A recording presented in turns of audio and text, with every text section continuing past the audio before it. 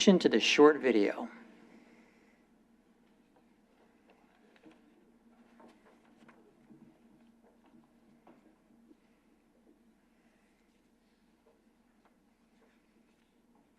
This meeting will be conducted as a Zoom webinar to allow for public participation and comments. The Contra Costa Transportation Authority does not condone hate speech in any form. We continually strive to make life better for all members of our community and create an atmosphere where everyone feels a sense of safety and belonging. We ask that anyone who wishes to speak does so with civility, respect, and kindness for others. Citizens will have 3 minutes to speak. It is requested that public speakers state their names and organizations, but providing such information is voluntary. Citizens participating in person wishing to speak should submit a public speaker card to the clerk.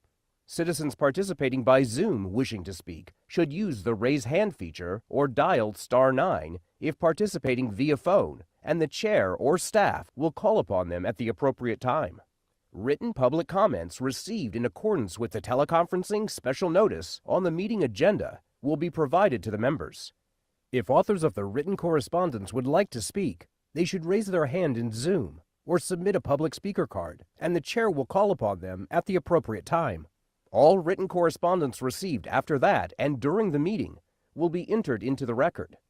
Thank you for participating in a meeting of the Contra Costa Transportation Authority. Thank you, Emily. Can you please conduct a roll call once you get that situated? Thank you. Member Armijo? Present. Member Boardman? Member Chen? Here. Member Diaz? Here. Member Fahey? Here. Member Greenblatt? Here. Member Labeo? Here. Member McLean? Here. Member Smith? Here. Member Stamps? Here. Member Wertz? Here. Vice Chair Pillay? Vice Chair? Here. Thank you. Chair Weeks? Here. All right, we do have a quorum with members. I'll try and go slow here so you can.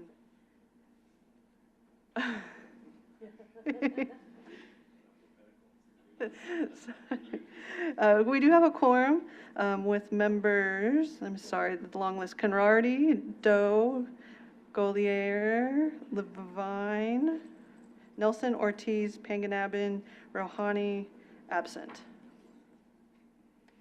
Thank you, Emily, and thank you, everyone, for coming today. I know it's close to the holidays. Appreciate you making it and giving us the quorum we need. The first item on the agenda is public comment. Is there anyone wishing to speak during public comment on an item that is not part of the agenda? If so, please submit a public speaker card or raise your virtual hand. Real hand is not enough, virtual hand, and staff or I will call upon you. We do not have any public comments. Thank you. Well, that concludes our public comment item. We are now moving on to the consent calendar items. Item 3. Are there any changes or comments from the committee on the consent calendar? Or does anybody want to pull an item at this time? Okay, great. If anyone from the public would like to speak, please submit a public speaker card or raise your virtual hand, and staff or I will call upon you. Have we received any written public comment? Emily? We do not have any written public comments. All right. Do we have a motion to approve the consent calendar? So moved. Seconded. Okay.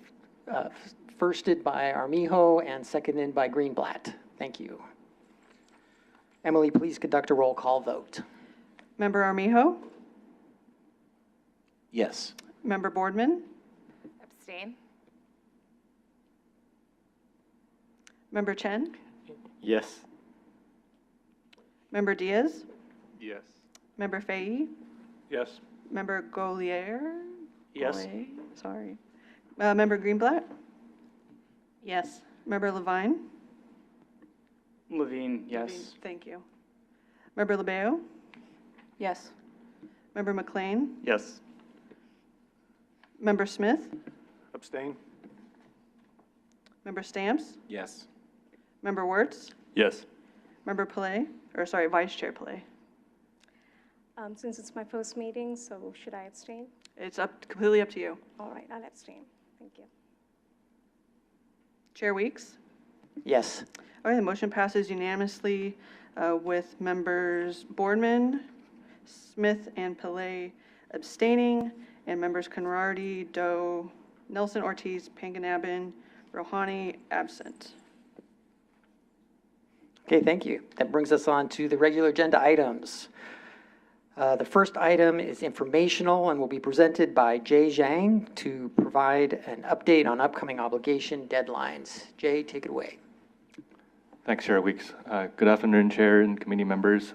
Jay Zhang, Associate Engineer with CCTA. So this item before you is a standing item to present the monitoring efforts for CCTA staff. So first up, we have the 2024 STIP project status report. As a whole county, I think we're doing very well. Most of the deadlines are still more than a year out, so we're doing okay there. I just want to note that the 2026 STIP call for projects is in the pipeline, so staff is working on that. Usually that gets released in April of the even year or of the odd year, so looking forward to that in April of 2025. And the 2026 STIP will program funds all the way through fiscal year 2030 and 2031. And next up, we have OBAC funds.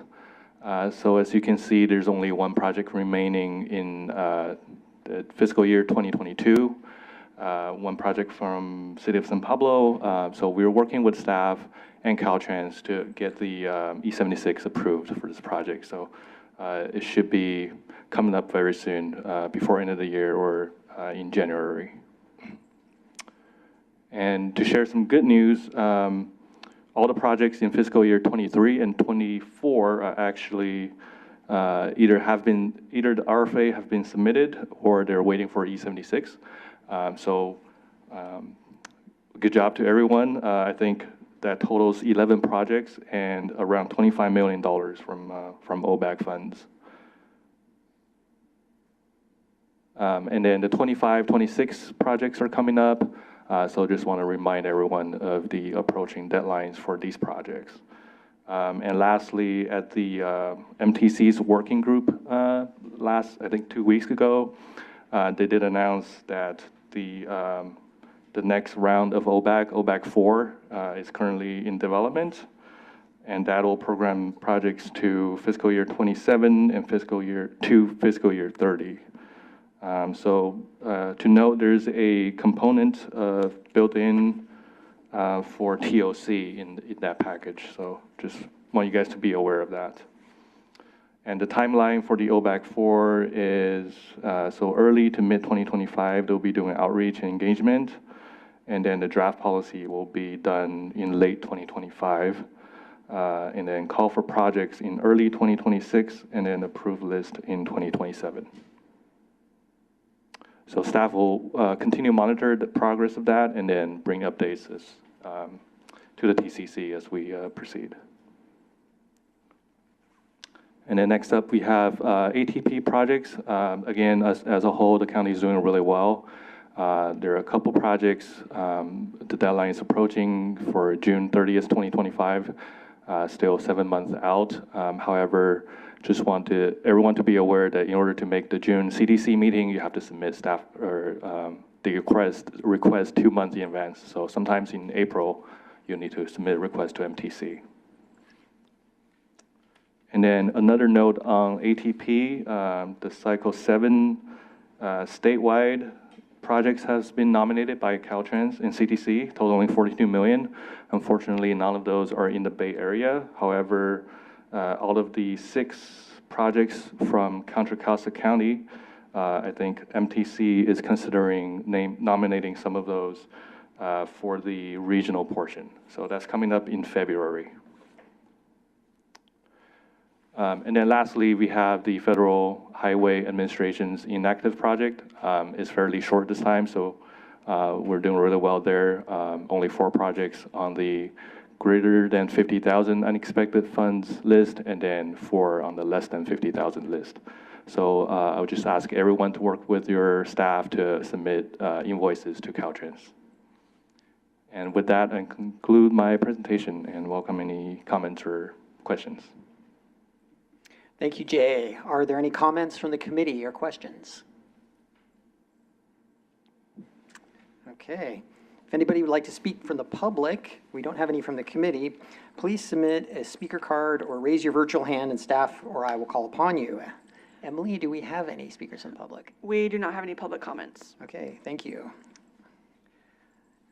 Thank you, Jay, appreciate it. And this was just an informational item, so no vote today. The next item will be presented by Fair and Peers to provide an update on the status of the CTP.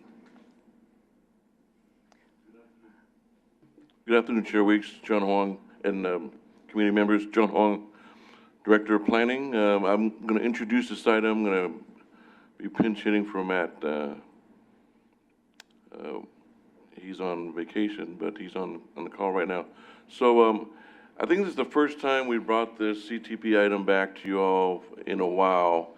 Just want to kind of bring everybody up to speed. We've been working on the CTP development for, I think nearly 2 years now. And where we left off was that we developed some policy papers that you all had a chance to review, and they were categorized basically in modalities and in different strategies that we were looking at. And since then, we've brought on Fair and Peers as our consultant to kind of finish up the work. Part of their role is threefold. They're developing the blueprint, the CTP blueprint, which is going to see a little bit today. And then, of course, they're going to do the CTP development. And also, the third thing is a business plan that really looks at CCTA as an organization. So that's kind of a little bit separate from the CTP, but in a way it does kind of tie everything together. So with that, I want to introduce Bruno and Nate today. They're going to really go through the bulk of the presentation, and we would love to get your feedback and input in this session. Thank you. Thanks, John.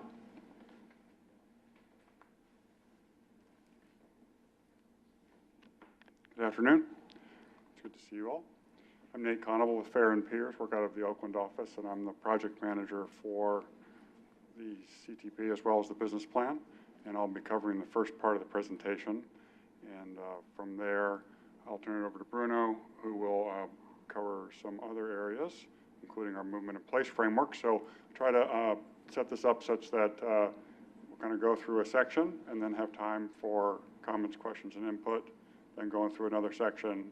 And so after each section, we'll kind of make some time for that and make sure we answer any questions you have or take any feedback you have on what we've put together. So, I need to do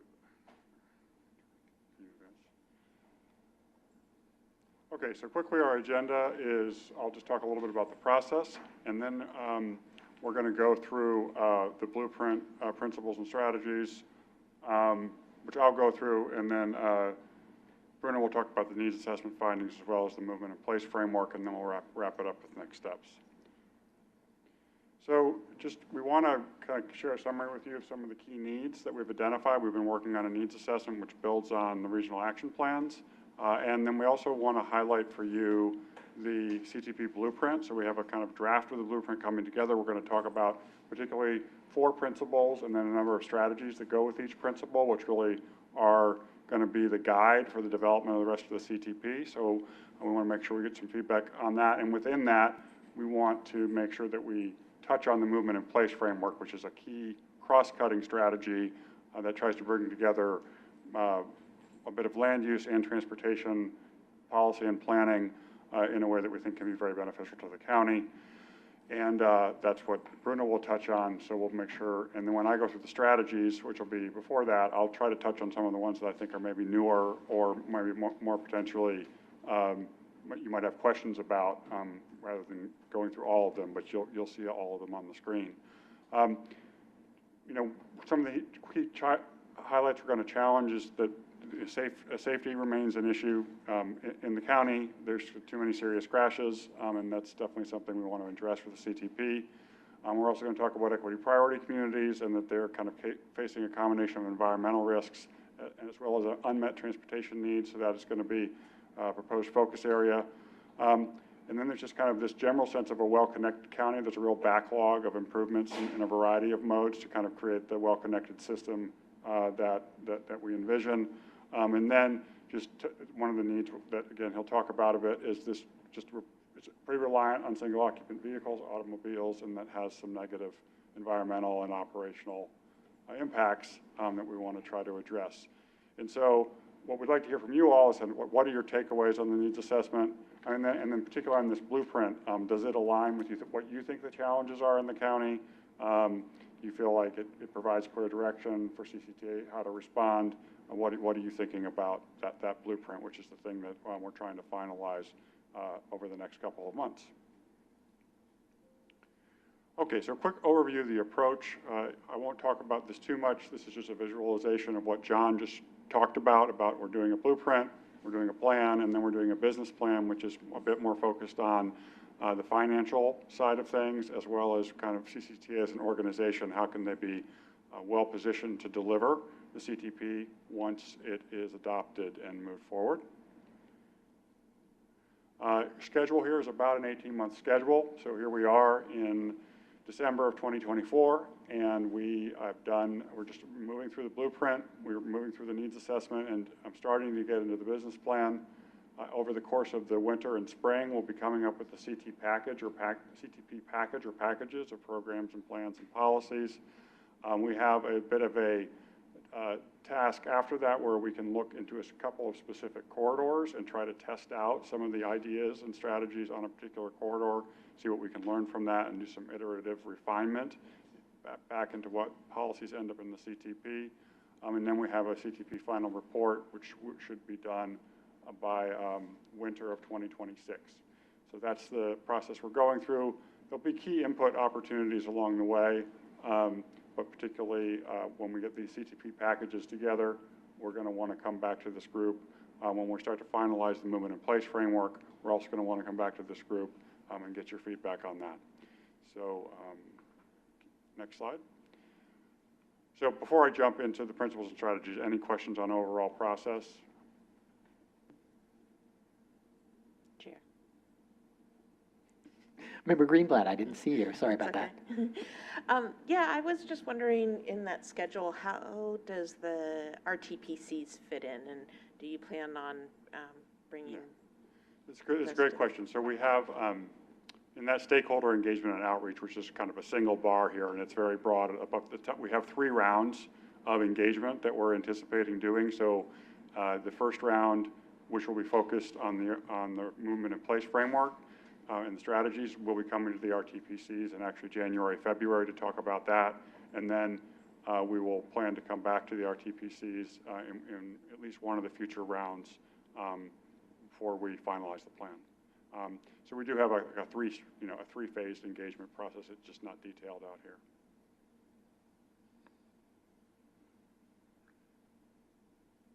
Any other questions on the schedule? Okay, go right ahead. Thank you. All right. So jumping into the strategies. So we're not starting from scratch here. As you all have already seen, there were a number of policy papers. There's the regional action plans. We're done with the RTPC level. So we're building off all of that work that was done prior over the last few years, as well as looking into other regional documents, state-level documents that are influencing just policy in general in transportation right now. And we also did do listening sessions with a select group of stakeholders, as well as internal CCTA staff back in the August, kind of September timeframe to get a bit of their feedback on the vision and goals. And so what you're seeing today is kind of the cohesion and consensus of all that information and distilled into something that's a little bit more digestible.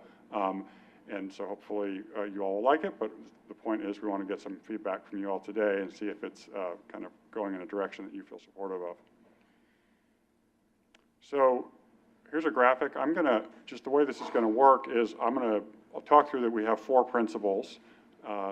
which are going to guide the CTP and the business plan. Then for each principle, I'll go through and I'll talk about a set of strategies that are meant to be how that principle would be implemented. And then we'll come back at the end and land on this slide again. And probably at that point, it's a good, you will have seen more and have a sense of like, okay, I could see how I maybe provide some feedback on this. But just at a high level to summarize, there are 4 principles and these are essentially what some people might call them the goals, but they're kind of the overarching framework that the CTP would be focused on achieving. So one is safe travel. So traveling in my community is safe and comfortable no matter how I get around.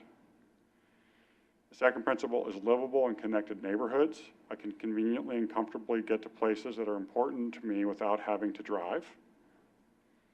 Growing sustainably. I feel confident that transportation investments in Contra Costa will help provide a sustainable future for my community. And the fourth, which is kind of an overarching principle, is access for all. I can shape and enjoy transportation projects that improve my community no matter who I am or where I live. So that's the kind of the basic policy framework that's being proposed for the CTP. And now I'm going to go through each one a little bit more and talk about some of the strategies under there because I think it'll flesh out a little bit more what is meant by this larger principle. So safe travel, I've read that to you. We'll jump into the next slide. So safe travel is very much defined by the safe systems approach. So something that's kind of come of age over the last 5 years ago is this idea of a safe systems approach to transportation safety that starts with the kind of planning and design and goes all the way through to things like emergency response and making dashboards and data about how things are going in terms of safety available to the public. So it's very comprehensive and it even looks at some of the things early on, like good land use planning can make people have to travel less, which can reduce their exposure to to incidents. And so so the idea of this principle is trying to make sure we're tackling each part of the safe systems approach with at least a strategy. And so this is just a way of saying, here's an example of one strategy is implement safer streets with context-sensitive speed limits countywide. And that could lead to actions like defining target speeds for roadways based on street type and adjust the posted speed limit. So that's, I wanted to we want to kind of highlight this one because it also might involve partnering with local agencies to manage speeds.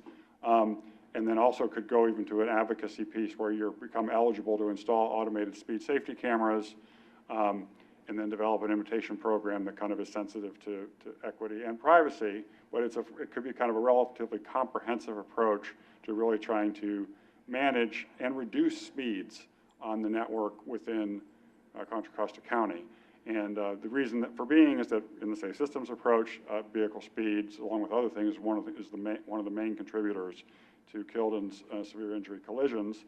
So therefore, just finding ways to get speeds down is a very effective strategy, a very effective tool. And this would just be an example of one of the strategies that we might implement on the safe systems side, and to try to kind of safe travel side and to implement that principle. Next slide. So on livable and connected neighborhoods, I'll give you an example here.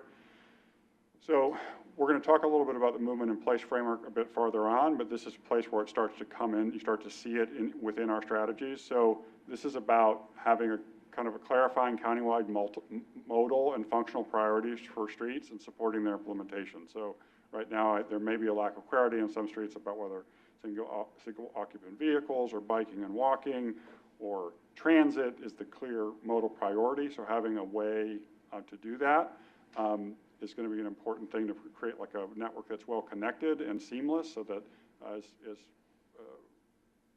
facilities transition from place to place and from jurisdiction to jurisdiction, there's kind of a common thread about how we're trying to design and manage those facilities. So one example action might be establish a movement in place typology. And that is a specific way of looking at a kind of combination of land use factors and kind of the movement function of a particular street to develop things like modal priorities, the target speed, and just kind of being clear if the primary purpose of this street is to move people or create a place.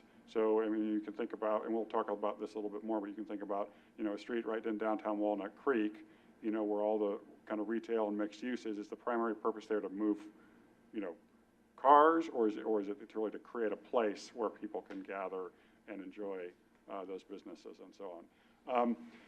Another example action might be, you know, basically then, if you have that framework, using it to support and prioritize and fund projects that are consistent with it. So you're not only having the framework, but then having the framework tied to some of CCTA's prioritization and funding processes. And then the third thing that would be around that would be to kind of try to work with local agencies and emergency services so that this new movement in place typology can kind of be a win-win, that it's both kind of helping make places and transportation, but also effectively making sure that evacuation needs are taken care of as well as emergency services. So that would be an example of one of the strategies that might move forward under the Livable and Connected Neighborhoods framework. Next slide. So access for all. So this is, again, is kind of a cross-cutting strategy. We see it as kind of circling around all the other principles, but the strategy we're talking about here is investing in multimodal infrastructure and transportation services that address historic disinvestment. And some of the potential actions might be put proven safety countermeasures in underserved communities to decrease the number of fatal and severe injury collisions. It also might be about providing high-quality bicycle and pedestrian infrastructure in underserved communities, or prioritizing projects that improve transit reliability in those communities. But it could also be something that's a little bit more about kind of people's experience of the space, like prioritization and installation of shade trees, benches, and other street furnitures, so that in underserved communities, so that the streets are a pleasant place to spend time. You can get respite from hot weather and feel secure. So that would be an example of one of the strategies under the Access for All principle. And I know I'm giving you a lot, so we're going to hit one more, and then we will have a chance to chat about all of this and come back to any of these as much as you'd like. So growing sustainably. So here, I'm actually going to talk about a couple of different strategies. So the first one is addressing freeway congestion without expanding capacity. So the research at this point is pretty clear that when you expand freeway capacity, people drive more, and when people drive more, there's more vehicle miles traveled, and when there's more vehicle miles traveled, there's more GHGs. So in the name of trying to reduce greenhouse gases, we know that freeway congestion is an issue in the county. It's that we can't ignore that, but looking at ways to address it without expanding capacity. So one example which not clear exactly where MTC is going with this, but they have forthcoming guidance on pricing strategies. You know, what they think the region should be doing in terms of pricing potentially all lanes on highways to improve freeway operations. That might be something that would be incorporated into the CTP, or at least in some way to try to address congestion. Then the other one I wanted to talk about is supporting compact development patterns to support thriving contra places and reduce the need to drive alone. So this might be prioritizing multimodal transportation investment in the places of significance. So the county already has designated by MTC priority development areas, transit-oriented communities, and CCTA has already identified pedestrian priority areas. So it might be in the CTP trying to say, we're going to prioritize some of the CTP funding for multimodal investments in those places of significance because that's really supporting that more compact development pattern by investing in multimodal transportation in the places where that type of land use investment is going on.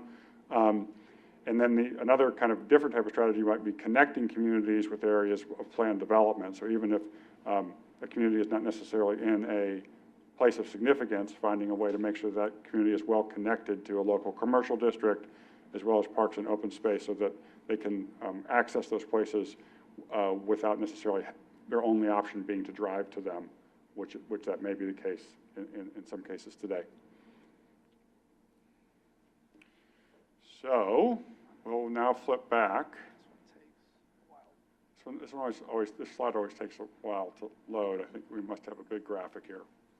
So I guess I wanted to just open it up to questions on any of what I've just gone through, but also wanted to hear from you all, just in addition to that, which principles like resonate with you, which do you have the most questions about, kind of any strong reactions to the example strategies and actions that I went through, and any sense of what should be a priority. Okay, thank you. Nate, You're welcome. do we have any questions from the committee? There's a lot of information there, a lot to chew on, lots of notes being taken, so looks like Member Smith has his hand up. Please go ahead. Thank you. And I apologize if you already happened to hit upon this in your presentation, but I just want to confirm that in terms of the plans that are kind of feeding into this, that the ITP is not one of them, because it's kind of still early days on that? Actually, we are incorporating the ITP, and I just didn't really necessarily focus on that. So right now, we're incorporating it into our needs assessment. So Bruno is leading the needs assessment, and we're taking some of the kind of the transit portion of our needs assessment. We're really taking primarily from the ITP. So is that basically just like the background data from the ITP as opposed to the TPC, the transit priority corridors and the recommendations and all that? So at this point, we're planning to have strategies that are aligned with the draft recommendations from the ITP, which includes the transit priority corridors as well as. Okay. Yeah, so no, at this point, we're planning, this, from a strategies point of view, have strategies that align. And then from specifically what goes into the CTP, there'll be a little more time for that to get crystallized as the ITP wraps up. So as a very draft, I'm not even going to call it a document yet because I don't think it's there yet, I would really caution against doing that. I will tell you that the three operators here, well, actually 4 AC Transit, the strategies being recommended by CCTA staff and the ITP are not being recommended by the operators. We've actually have some very significant concerns about how the process of the ITP is happening without involvement from the cities, that recommendations for, what to do for, basically that we've got solutions being kind of proposed without actual, cooperation with the jurisdictions, both the operators and the cities. In fact, the cities have yet to be involved, is my understanding. So I would really want to advocate for not including that in this process, because that's still a ways down the line, and I still have yet to see which direction that's really going to go. Thank you. Member Armijo. On your, I forget which slide it was, but you're discussing proven countermeasures. Yep. Is the intent in the CTP to include a list of proven countermeasures or best practices, or I'm wondering how that might be communicated through this plan? That's a great question, and we haven't fully outlined the CTP yet, so I think that would be something we could take into account when we think about setting up what we actually document in the CTP. And so I think that's definitely an option, is to do what you're saying, which is include kind of description of what those proven countermeasures are. The other thing that could also be in place of or in addition to would be that CCTA could potentially offer training. If local agencies were interested on what proven countermeasures are, kind of in the similar vein to MTC offers certain types of trainings. And so it could be that one or both of those things could be, and if the feeling is that that there's enough need for training, then that might be recommended as kind of an implementation action in the CTP, is like go ahead and because so that it's very well established, if that's helpful. Member Boardman. So I think on one of the slides you had mentioned like multimodal corridors and classification for those streets. Is the idea really just to focus on those routes of regional significance, or whatever we're going to start calling them now with this new plan, because those are really under the purview of CCTA, or are you looking to create some kind of new classification system for cities to be able to adopt?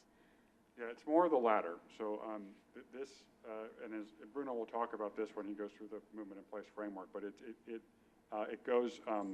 adds in most of the arterials and collectors in the county, really as a focus area. So it's kind of increasing CCTA's interest in facilities beyond the routes of regional significance, because the thought is to kind of create this well-connected system with clear modal priorities. It has to be broader than the routes of regional significance. And so one of the things that Bruno will talk you through what's in there, but the idea is that we're going to come up with a map and a set of design guidance, and we're going to go to all the RTPCs and talk them through, like, this is what CCTA is thinking, get feedback. CCTA would adopt it as part of the CTP, and then local agencies could, decide to adopt their own, or they could decide to just reference, CCTAs when they're developing their own projects or looking for funding support or those types of things. So yeah, but it would be a broader street network than is currently included in the routes of regional significance. Member Greenblatt. First off, I just have to ask, can you talk directly into the microphone? Oh, I'm sorry. It's I'm a not little hard. I feel like my voice is so loud. I'm used to it getting picked up from any, so. Much better, Yeah. thank you. Yeah. I have two questions. One is kind of like, what are we, director? I don't know, committee member Boardman's comment about that second strategy where it talks about, choosing whether we're moving people or we're placemaking with our streets. Yep. And I'm wondering if it can be an and/or situation and not just an or. I'm thinking of San Yeah. Pablo Avenue. Sure. and- No, that's very helpful. So since there's some questions on that, I'm wondering if we could hold those until we've had the presentation of the movement in place, because Bruno's about to go through 12 slides on the movement in place framework, and some of that might be easier to talk about. And I think it is an and/or, but I think when Bruno goes through the framework, it'll be clearer kind of where San Pablo, for example, would fall into that. Okay. Yeah. And then my other question is just, what does the graphic mean that's shown here where the access for all isn't included in your overlapping? I think what's unfortunate is that there's a broad blue circle that has it encircling all the other principles, but it's just that light blue is not showing up on this projector. Okay. So it is there, and it's actually meant to be like, the one that ties them all together. So imagine that there's like a blue bubble that's outside of all those that is encompassing them. Yeah, now as I look at you, the screen underneath you, it has it, but this one doesn't. Yeah, so yeah, we probably an unfortunate color choice on our part, so we need to get something a little darker. But yeah, the idea is that it's kind of cross-cutting, is that this access for all is something that is considered in all of the different principles. All right, thank you. Member Golier. So I've got a question on the Access for All slide that you presented. When you first started talking about it, I think there was a underinvested communities or disinvestment. What I took from that was equity priority communities was what the focus was, but then you started talking about older adults and disabled people as well, which are populations that could exist anywhere. Yep. So I just didn't know if this was exclusive to equity priority communities or, okay. No, it's not. And so we've presented which has not really gone into detail here, but kind of an equity lens for the CTP to the board at a retreat at the end of October. And they were interested in both the underserved communities, which is primarily the EPCs, as you've described, the equity priority communities, which are defined by MTC. But they also wanted us to consider other potentially underserved populations, and they specifically called out older residents as well as youth. And so we would also include that in the definition of equity when we're doing the kind of equity lens for the CTP. So it's both.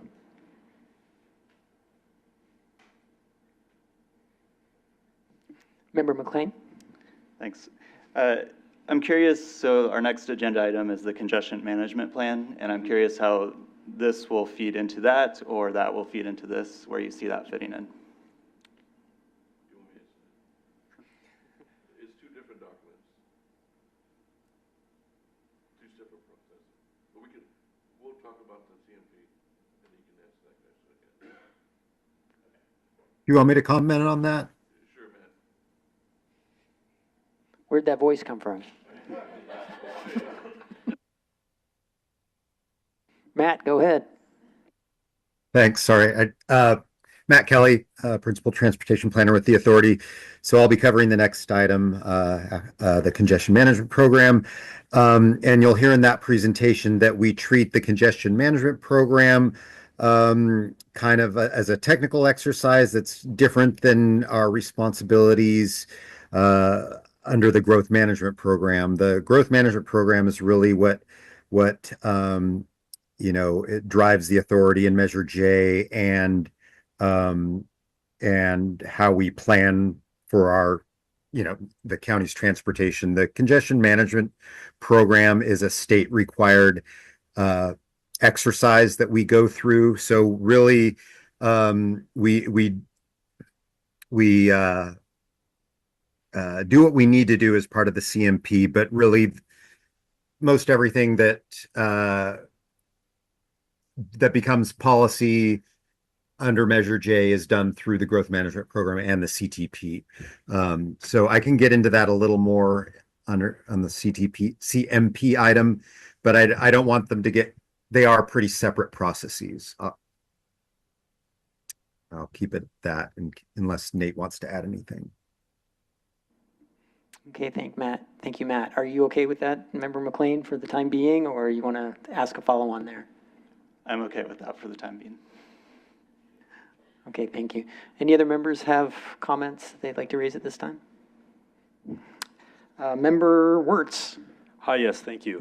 Thank you for this presentation so far. I would like to start off by echoing Member Smith's comments earlier about our reservations about incorporating anything from the ITP. And I also have a couple of questions or comments that I want to make. The first is, I heard discussion of both places of significance and places of regional significance. Are those the same thing? I believe places of significance was used in the growing sustainably portion, whereas places of regional significance was used and not really defined in the livable and connected neighborhoods portion? They are synonymous with each other. And Okay. you'll get a little more definition when we go to the movement in place framework. Good, yeah. I figured some of this might be answered later, but I just wanted to make sure it's on your minds. And then the other question or comment I had was, I'm really glad that you brought up addressing freeway congestion or even just congestion in general without expanding capacity or specifically single-use occupancy capacity. I just think it might be good at some point to mention the literature on induced demand so that if there's backlash to this, you can say, don't argue with us, argue with the methodology of these studies that have documented this phenomenon. And that's it for my comments so far. Thank you. Any other comments from committee members? Okay, I'd like to make just a quick one. I'm very interested in these subjects, and of course they're all overlapping with each other. I was intrigued that the Access for All is your overarching color scheme that you've chosen, but the way I usually think about it is sustainability is more of the overarching, and then Access for All plays in. Was there a discussion of that? Like, I'm just curious how the decision was made to make Access for All the priority versus having, or the overarching concept, rather than sustainability being the overarching concept, and then Access for All, livable and connected neighborhoods, and safe travel being what was augmented by the sustainable approach. Is that more, I'll let you talk and stop asking this question. It's a good question. And so there's nothing to say that it's, baked like this. It could be reconsidered with sustainability as the overall, kind of the cross-cutting. I think we went with Access for All because we, in our analysis, saw that there were ways to address access for all across all three other principles, and so that we wanted it to be something that, and when you're thinking about safe travel, think about how that impacts access for all. When you're thinking about livable, so that was kind of that was what led us to that draft conclusion. Okay, that answers the question. I was just curious about that.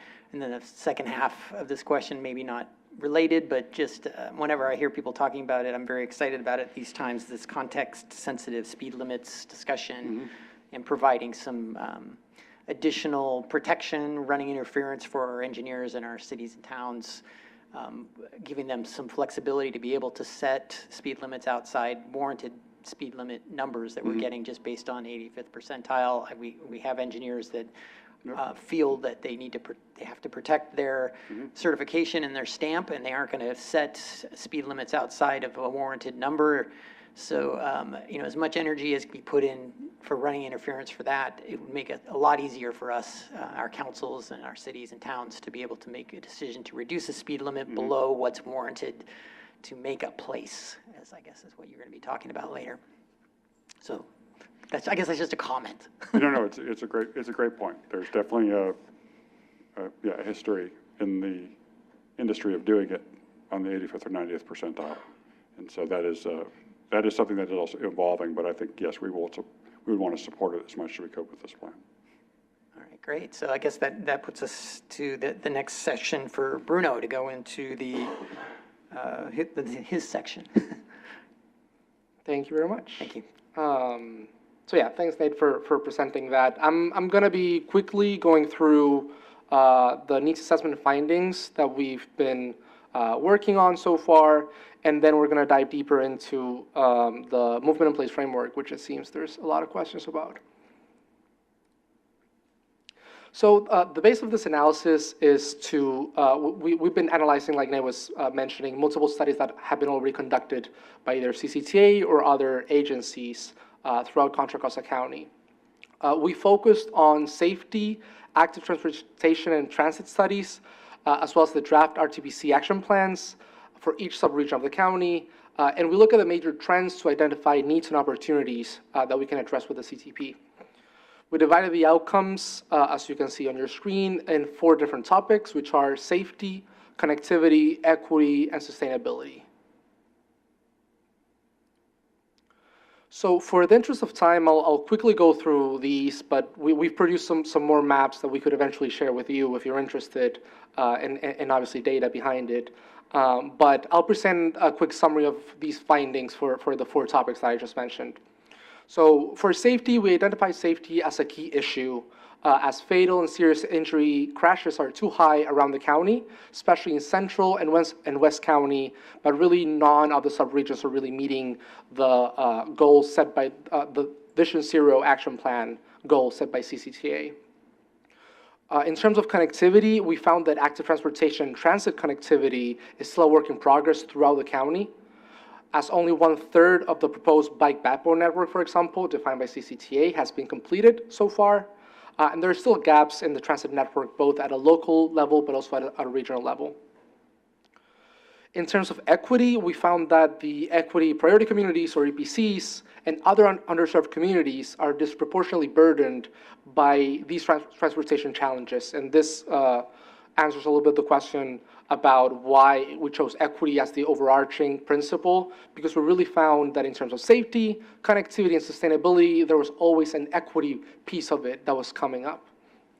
For example, these communities have higher collision rates compared to the rest of the county, and they're also directly affected by the quality of transit, as they tend to own less vehicles and have more households with 0 vehicles than the average of the population of the county.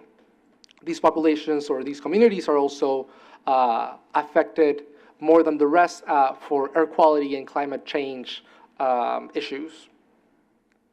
So then jumping finally to sustainability, we identified needs regarding sustainability and how these issues such as climate change and also the high reliance on private vehicles and single occupancy vehicles can have a negative impact achieving greenhouse gases and BMT goals set by the state. So now I'm going to present to you this movement in place framework that tries to address some of these needs. So some of the great places in the county, in Contra Costa County, can feel like big thoroughfares for cars. For many years, planning has been focused really on fixing the issue of moving cars as quickly as possible. And really that comes to a detriment from some places in Contra Costa County. As we know, this is not the direction that both CCTA and regional and state agencies want to take for the future, as this poses a challenge for safety and also increases VMT, like I mentioned before.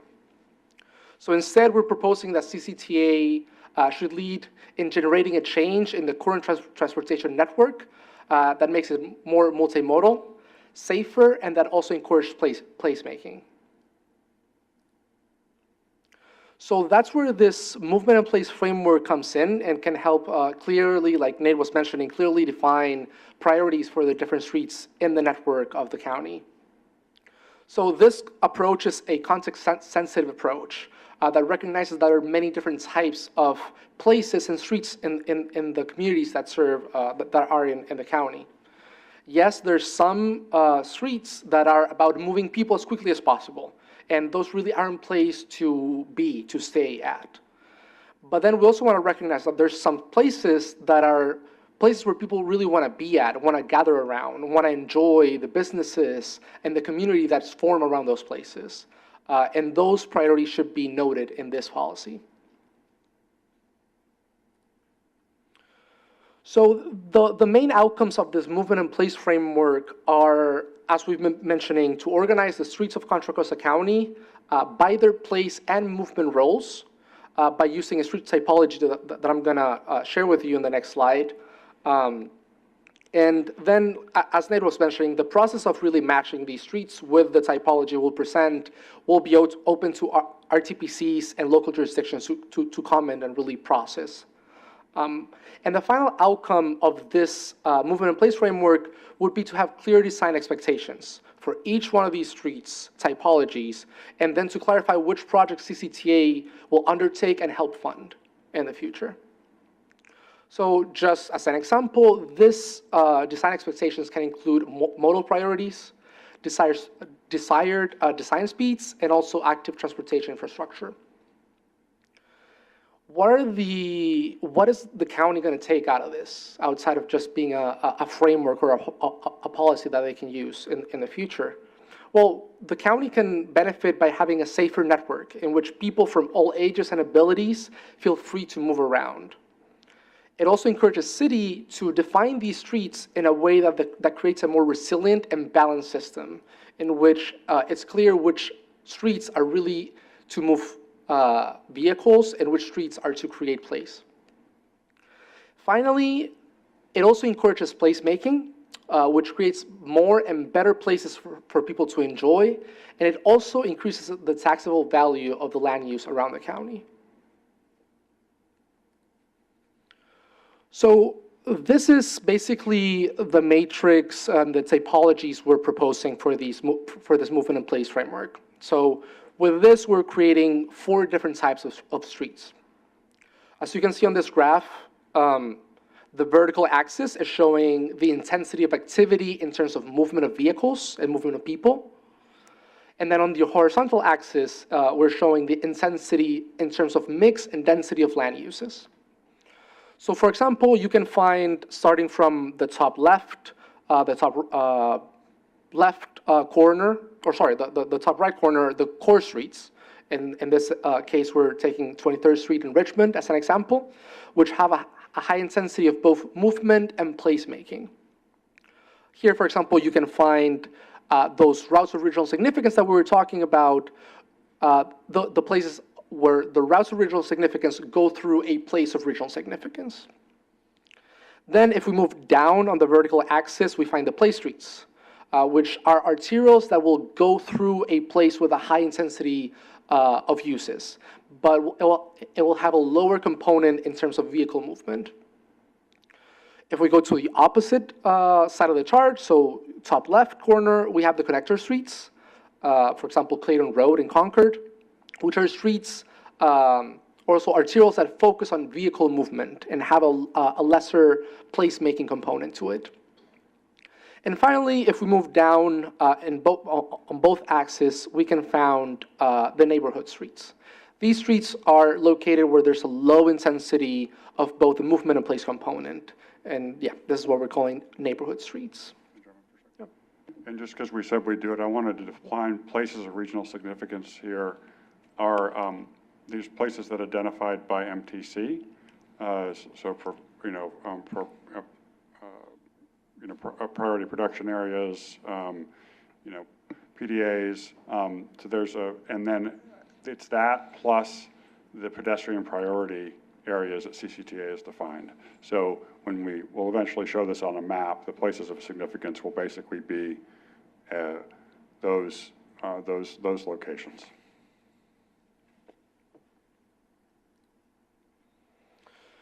So here you can see how these 4 different street types are really what they are today in Contra Costa County, and the different challenges that they have in terms of safety and model priorities. I'm not going to read through all of it, but just I'll summarize each. So for example, the connector streets are generally fast-moving streets that connect between cities in the county, right? We could think about some of the routes of regional significance to be some connector streets in the county. Even though not all, we didn't show this in the needs assessment, but we found that some of the routes of regional significance have a really high component of local traffic. And maybe those are better suited to be in core streets, for example. Then the core streets today tend to have a high peak hour congestion, but then, so they're designed to address those issues during the peak hours, but then for the rest of the day, these designs pose a challenge in terms of safety, because they're really focused on the vehicles going through them and not the people going through them or visiting those places. Place streets today are designed for urban speeds, but they still lack infrastructure to encourage placemaking, to make these place streets and the places around them better for people walking and biking that really want to enjoy the places around it and not just move through them as quickly as possible. Finally, the neighborhood streets are really those local streets that make Contra Costa County special. But sometimes they lack the mix of land uses around them, so that basically it makes driving the preferred and only option for people, because they cannot walk, for example, to a land use nearby them. And I can just add, because you kind of asked, like, what is the scope that CCTA is kind of seeing for itself as having more influence on going forward? It's really connectors, core, and place streets. I don't think CCTA sees itself having a large role in neighborhood streets, but today it's pretty much routes of regional significance, and now it would be, the routes of regional significance are basically in the core street designation, but there's 2 additional designations that are being added, the connector and the place streets, where CCTA would say, we want to have a role, we want to encourage certain types of design and modal priority, certain types of planning through how they fund and prioritize things. So lastly, I'll present 4 slides, one for each one of these type of typologies, and just to give some ideas of what the design expectations and modal priorities can be in each one of these. So for example, for connector streets, which again, those that have a high movement component but a low place component, so the top left of the matrix. These are some of the measures that could be included in these projects to be prioritized. So for example, this is a screenshot from Clayton Road in Concord, and you can see how some of the safety measures include speed management, removing the slip lane that you see on the image, and also giving transit signal priority.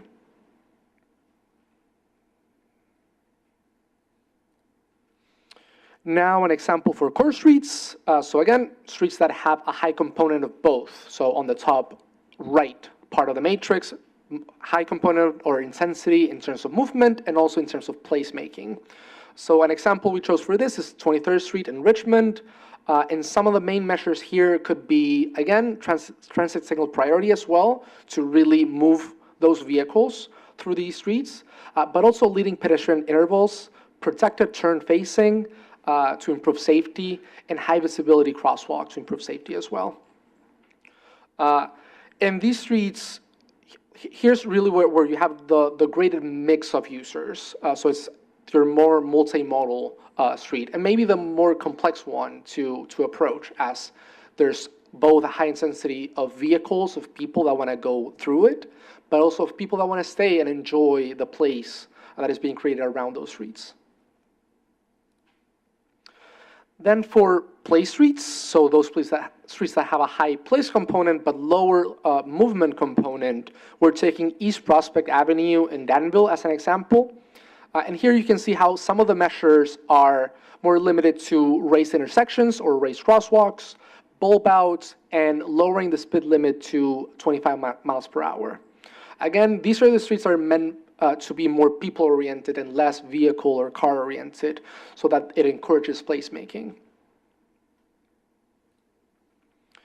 Finally, neighborhood streets, as Nate was mentioning, there's less things that can be done here, or that CCTA could encourage doing. But some of those are improving the visibility of pedestrians by using crosswalks and lighting, and also potentially adding street humps or speed lumps to achieve the desired design speeds. So that was a lot of information that might be new to you. So we wanted to check with you. What do you think about this? What makes sense about it? What doesn't make sense about it? Do you agree with this movement in place framework as a policy direction that CCTA should take? And yeah, maybe what things do make sense, what things make less sense? How do you think constituents around the county would take a policy like this? Would they agree with it or not? Okay, let's see if we have any questions or anybody wants to try to answer one of these questions. Member Boardman. Okay, so let's say that this gets adopted, right, as a policy. How does this impact Measure J return to source funds for, let's say, paving projects, maintenance projects? I think that's to be determined. At this point, I think it's going to be taken stepwise in how it's developed. So the first thing is kind of the overall concept. Second thing is we would actually create a map and work that map through the RTPCs to kind of get some input on, like, is this, the street designations, and is there anything we need to modify? But then at this point, I don't think a decision has been made about exactly how it would be. I think it's less likely tied to Measure J, but potentially more likely tied to if there's a future funding measure, or, looking forward rather than kind of looking backward on things that have already been adopted. Thanks. I did have another question, sorry. So. Keep going. Okay. So I know that you had mentioned sort of like the climate resiliency component, like shade structures or trees, for especially these places, right?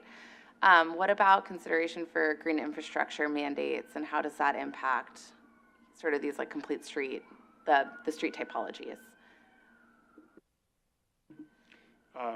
By green infrastructure, you mean like bioswales and yeah, so it's not directly addressed in the movement in place framework, but in our growing sustainably principle, we have a couple of strategies that relate specifically to green infrastructure as being, things that would be encouraged under the CTP. So there is something there in the strategies, but at this point, nothing in the movement in place framework that specifically references it. Okay, I just wanted to throw out there that, what we're dealing with on an agency perspective is pretty much an unfunded mandate for any of these types of projects would really most likely trigger that kind of requirement. And so, just consideration for that. I know, we're not talking about this policy applying to Measure J right now, but that's a few years away. And so how would that impact our funding, and how would that money be able to go as far as it used to?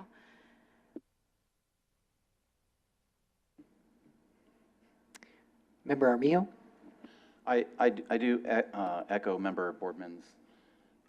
I find the movement in place very interesting, but I do have questions about how that's going to be integrated and implemented.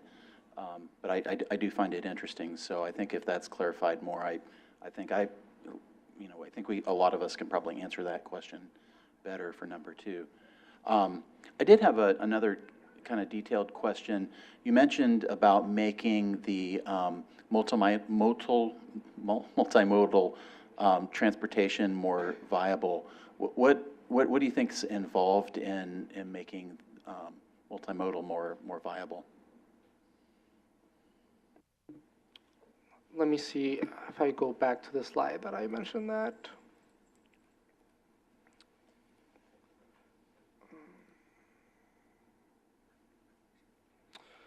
Yeah, I think I was talking about the system being more resilient and balanced. What I mean with that is, I think priorities right now for streets are not well defined, and that sometimes means that you find all modes competing for place in one street. And when that happens, when every mode is a priority, no mode is really a priority. And you cannot have your actual, for example, transit corridors be as reliant and efficient as possible. You cannot have your active transportation corridors be as safe as possible and accommodating for people to move through them. And then you also have some corridors where a lot of vehicles are moving and just trying to go through, trying to accommodate all these other modes, and then you have safety issues with that, right? Because vehicles are really trying to go fast, and other modes are maybe people are trying to walk around it. So I think that's what I meant, trying to make the network more balanced, to have more priorities, to have clarity on which streets, which roadways are made for just vehicles to go through, and obviously those should have a safety component as well. But what others are really meant for transit to have a higher priority or for active transportation to have a higher priority. And I think they'll make the system more balanced in general and more resilient as well. So does that mean, you mentioned some of the things in the presentation which made sense, like giving transit priority through signals. I suppose there's other strategies or other best practices that can be implemented. Is the vision to include those strategies or tactics in the CMP? Yeah, those would be included in the CTP, partly in the strategies, but also partly in the design guidance that would be associated with the movement in place framework. And a couple other examples I would just say is, particularly in corridors that you have which are going through multiple cities, street facilities, like sometimes from city to city, there can be pretty different perspectives on, say, hey, what's the modal priority? What should we be doing with this street? Which means then, as a multimodal facility, it doesn't function very well if it's 2 miles of this, and then then the next 2 miles, there's another set of, so it's also just trying to kind of get a little bit of like, a higher level view of like, as a system, like how should we prioritize? And the other way I think multimodal can work is, what we sometimes see now, and particularly in transit corridors, is you may have good bus service, but you don't have good access to the bus stops, or it doesn't feel safe or well lit around the transit stops. So it's also trying to kind of make sure that like when things are layered on top of each other, like the right things are prioritized together, so you don't just get something that's sub-optimized because you did one piece of it, but then well, there's no bus shelter there, and it's 100 people using it a day, standing out in the sun. Well, then the framework should help clarify that too.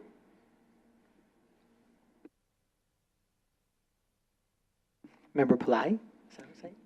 Thank you. Thank you. Just curious, this new concept of movement in place, have you identified any cons for this process? We're talking about only positives here. And also, all these classifications of the streets, the level of effort going into each cities to classify all this, I'm assuming that's a huge priority. And in the beginning, you also mentioned that the county-wide transit and pedestrian movement network is not yet completed either, right? So how do you tie all that into a level of effort into splitting the street networks in cities into all these priorities? All these classifications. Yeah, I can address part of that question.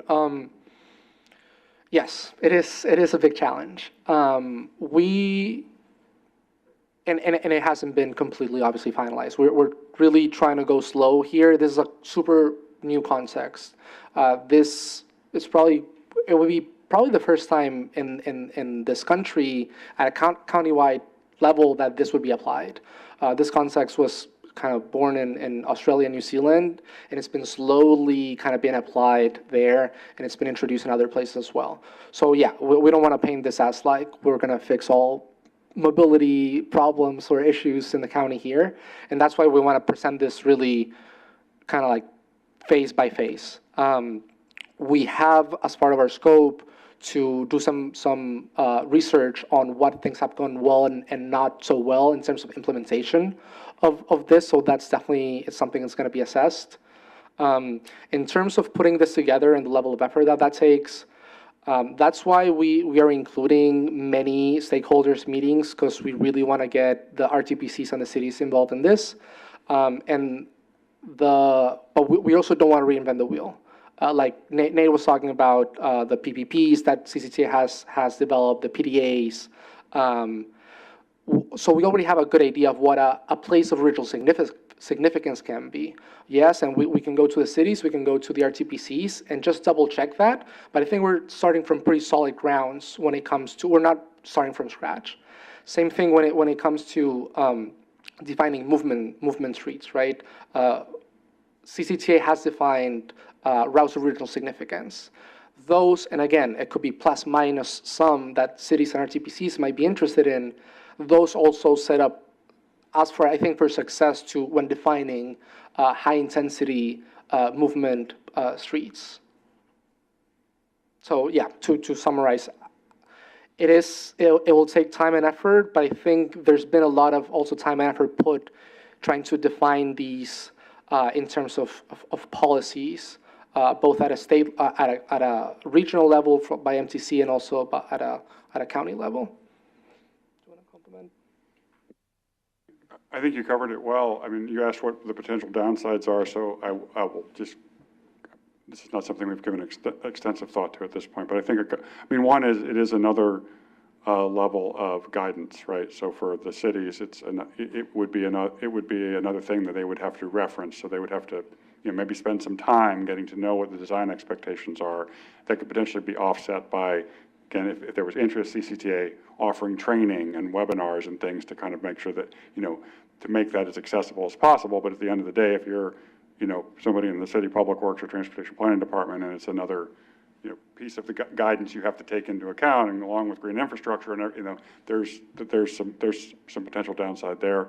And I think there's also, there's going to be some compromising between perspectives, right? It may be that the cities and the county's perspective don't always align on where it fits in that typology, right? And so, in that case, from a city's perspective, you might say, well, we're kind of to be responsive to the kind of the county's perspective on this kind of more regional view of the network, we're going to, prioritize this here, whereas if we were just thinking about it from our city perspective, we might only prioritize this. And so I think those, to be real, it's not like there's always going to be 100% agreement on what the network, how the streets should be defined. So that, those are the two things I think, are potential downsides. Member Levine, and welcome to the committee, by the way. Thanks, Chair. Thanks for the presentation. You're talking about priorities. I saw it mentioned on a couple of slides, emergency evacuation. How is that being considered? Because I think this is a great time to make sure that it's integrated with what else is happening with CCTA and the emergency evacuation study that they'll be conducting. But having one study not talking to the other, classifying these types of typologies and not considering that would leave us on the local level not being able to kind of plan for this. So I would like to see a strong consideration for how that comes into place, as it would affect typology. I was just going to say that's a great comment, so thanks for that. I think those are the things that, again, we have the routes of regional significance, so we have a kind of like a standing ground, but I think those are the things we're looking to add on top of that to consider. So yeah, thanks for that comment. Yeah, I mean, I think it's a good point that the studies, the timing of the studies may not be 100% aligned. We are trying to push out the actual adoption of the movement in place, not the concept we want to move forward with, but what's actually on the map in the specific design guidance we're pushing out till the CTP is adopted, which gives a little more time to get some alignment.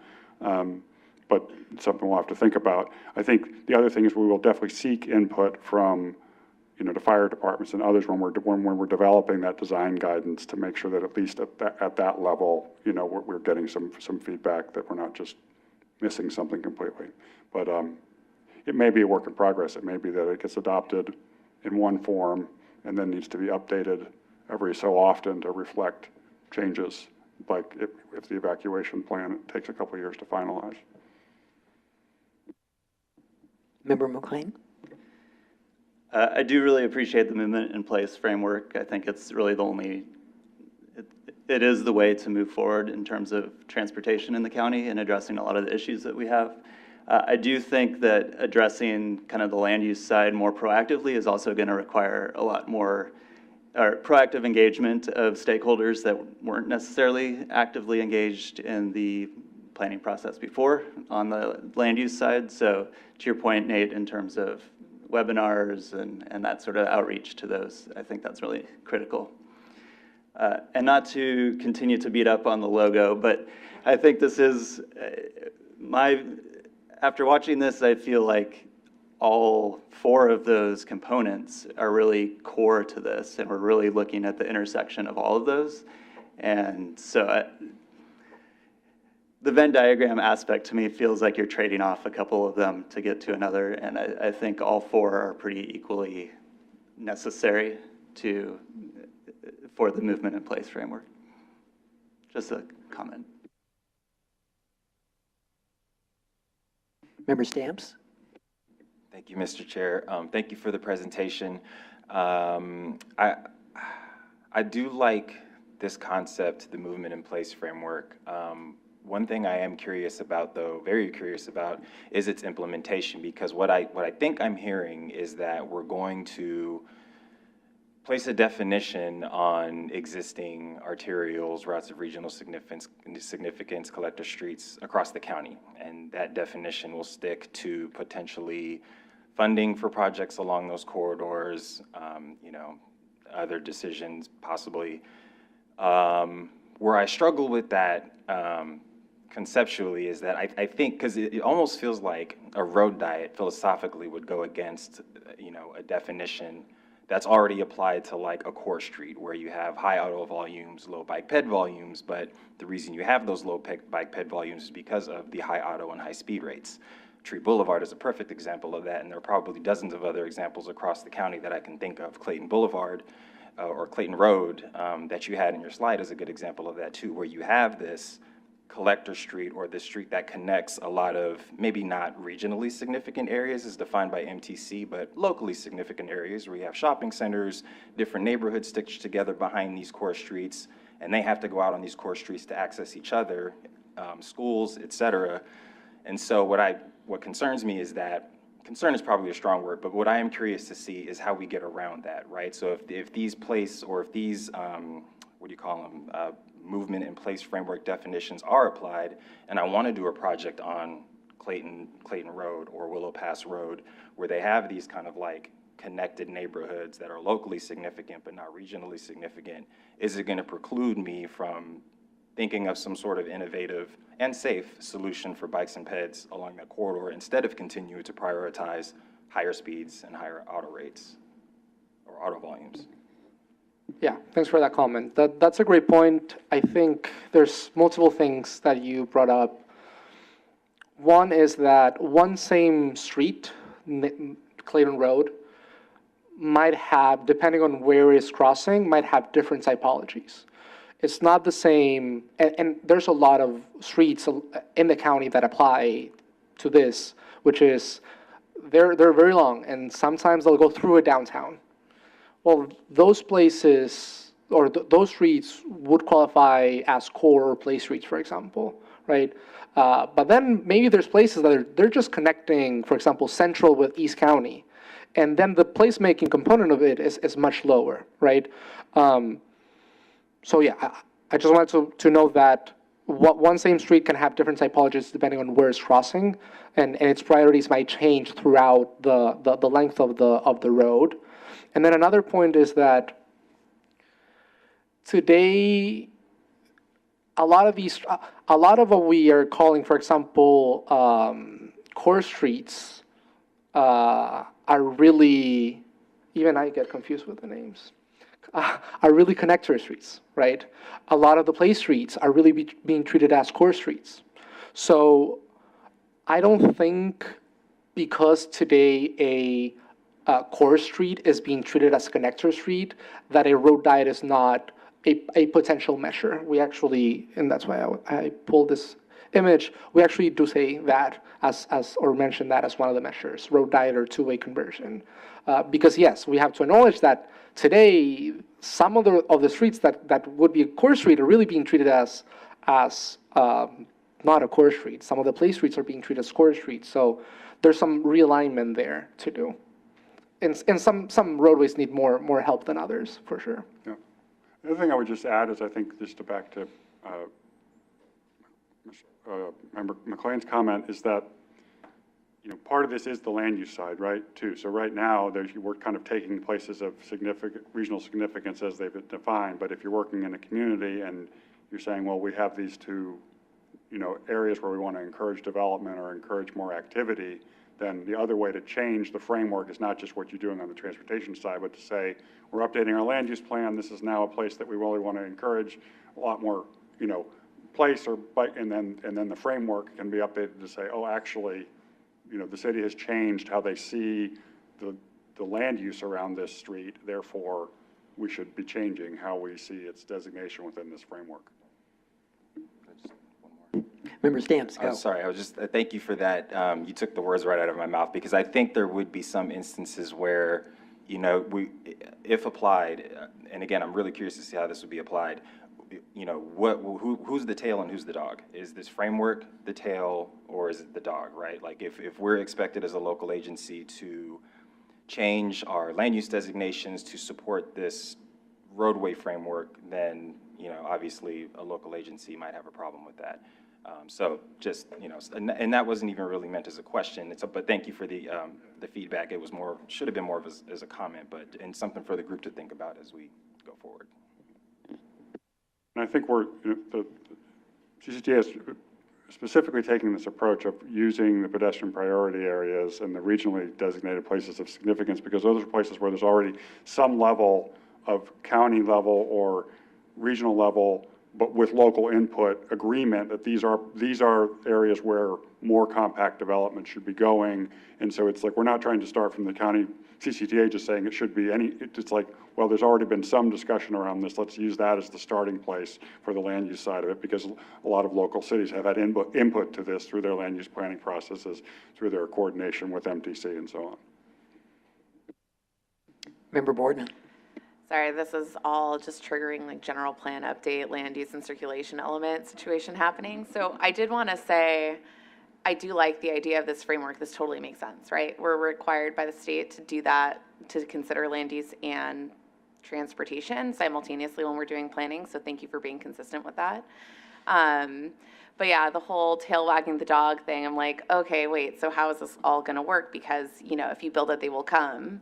So to Jamar's point, it would be, or sorry, Member Stamp's point, it's an interesting concept, and I think it's interesting because you're pointing to these existing, like you said, these like the pedestrian priority areas and some other areas that have already been kind of considered, oh yeah, let's do some higher density land uses here, and then to help support that, which also triggered my brain about housing elements and making sure that there's some consistency with those connections too for any of those new sites that may have been identified, because a lot of those housing sites are kind of in the middle of nowhere because of the weird air quality piece to that, so just something to consider too.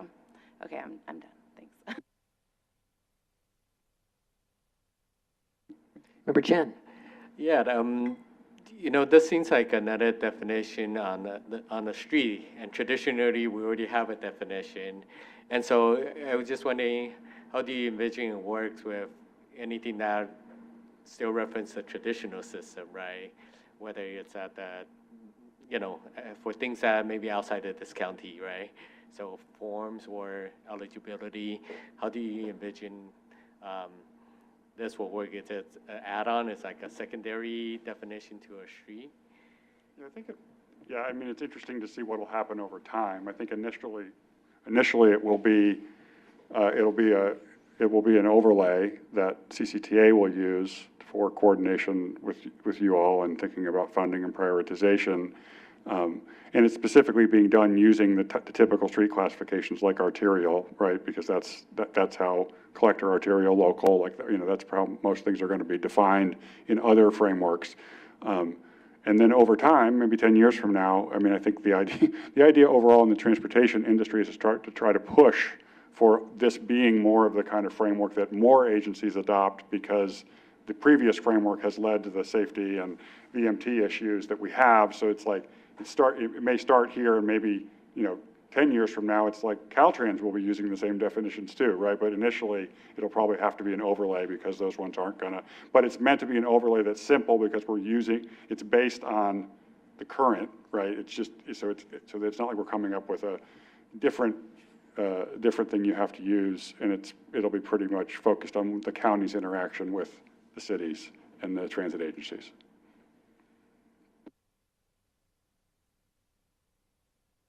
Any other comments from the committee? Member Wertz. Hi, yes, thank you.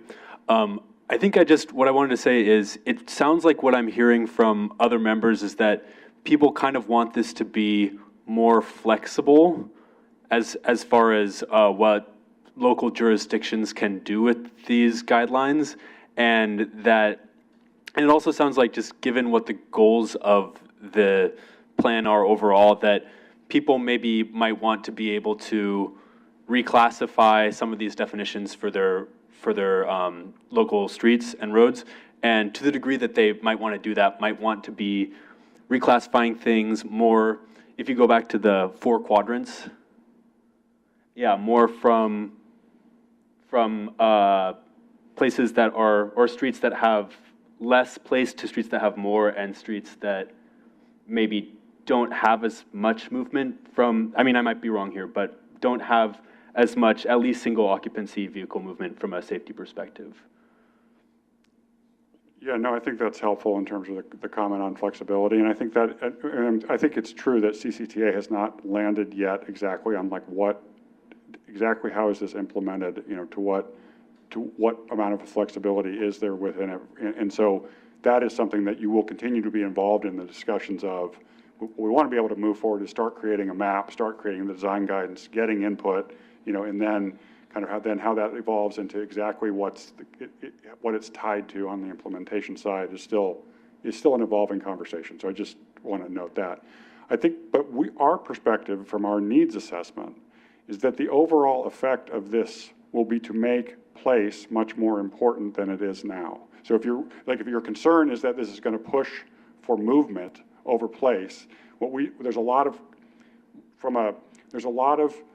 streets in the county right now that are functioning as connectors, when under this framework they would function as core streets. So there's a lot more of it. It pushes it more in the direction of place than in the place, because right now because place hasn't been considered as much, many streets that are going through places of regional significance are designed like connector streets. We have much less of the opposite occurring, right?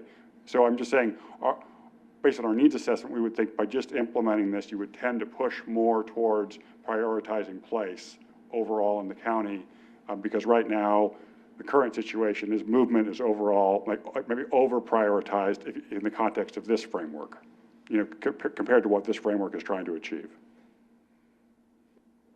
Thank you. Member Smith. Apologize for having a second comment here.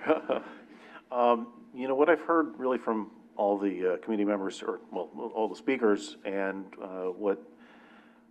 Sminar, member Boardman. You and I worked together for so long. Sminar, what Sminar reminded me, or really brought to mind for me, other than just, boy, I'm glad I just am in transit now, I don't have to touch a housing element ever again, is that, you know, this place-based approach, I think is totally appropriate. And it really speaks to the connection between transportation and land use planning. I mean, they go hand in hand. And I think, you know, one of the huge failings, frankly, in planning in the United States is when they've been handled separately and to very different ends. I think that going in that direction is going to take this discussion into areas that are really far afield from what 2CTA does, what it's defined as, how it's funded, what it exists for. And so I think that that makes it ever more important that the local jurisdictions who still, at least until Senator Wiener changes it, still retain local jurisdiction, local control over land use matters. I think it's going to be extremely important that the cities be involved and listened to from the get-go on this, and that you know, it's going to be particularly important to avoid a purely top-down approach. And I'm not saying that that's what you're doing at all, but just to be very cautious of that, and to have, you know, local jurisdiction engagement early and often, and make sure that it is actually meaningful in terms of how it's responded to or incorporated. Yeah, and just to respond, I mean, that's a great point, and I agree, it is new territory for CCTA, and you know, just kind of a new area that they haven't been as involved in previously. So our first step is going to be to go to all the RTPCs in January and February with a draft map to try to get that city level input, so that's our, and then we'll see where we go from there, but that is definitely the initial step we are planning to take. I would also suggest that you reach out directly to the planning departments.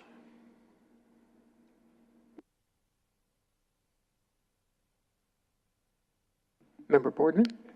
Oh, no, sorry. Member Greenblatt, sorry. No worries. I was going to make a similar point. I think as you go to the RTPCs, I don't know if it's a version of this presentation, but I'd recommend having more of a scoped out outreach plan. So it's clear. I think that, you know, it's new concept for CCTA and the local jurisdictions. And I think that that outreach plan is going to help build the confidence to move this new idea forward. And, you know, I don't know if just meeting with the RTPCs, I think that's a good starting place. Yep. But, you know, where do the local jurisdictions feel like they're going to actually be heard in their councils, or, you know, just really thinking that through before you get too far along so people understand the process. Yeah, thank you for that feedback, and I would just add that that's great feedback, and we'll definitely take that into account.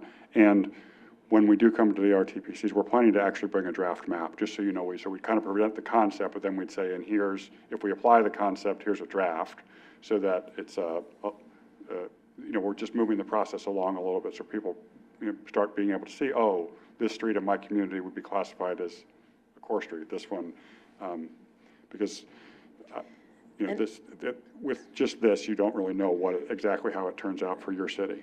And maybe at this point, you don't even want to call that a draft map. Maybe it's like a starting point for discussion kind of thing. Yeah, okay.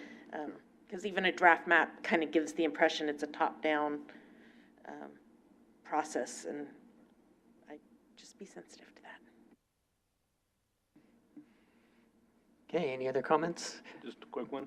Oh, if I may. Sure, go ahead, Member Fahey. Thank you for the presentation, and if it was included in the packet, I apologize, I couldn't find it, so if you could share it with us, I'd like to bring it back, because I do agree with the movement in place concept, and I do want to echo Smadar's comments about the budget and Measure J and what funds are going to go toward this, because we already scraped by, so if we're going to have to start pulling things off to meet this, it'd be an issue.